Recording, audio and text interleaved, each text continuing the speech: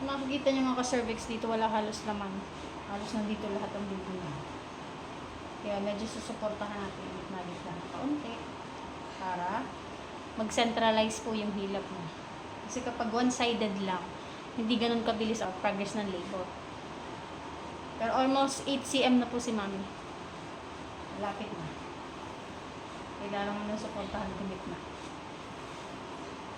Laging nasa kanan kasi si baby.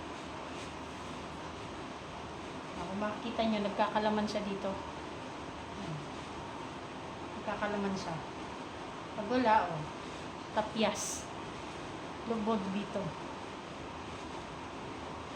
Dito. Kakaroon siya ng laman sa gitna. Nakakatulong ito pag-support na ito para mas maganda yung hilab niya. Hindi siya scattered yung hilab. Dito lang sa one side na ito ang persa. Dapat nasa gitna. Dahan-dahan lang. Hindi natin pwedeng persahin ang pag-alalay kasi medyo masakit din ito. Para lang mas mabilis at mas maganda ang hilab. Mas centralized.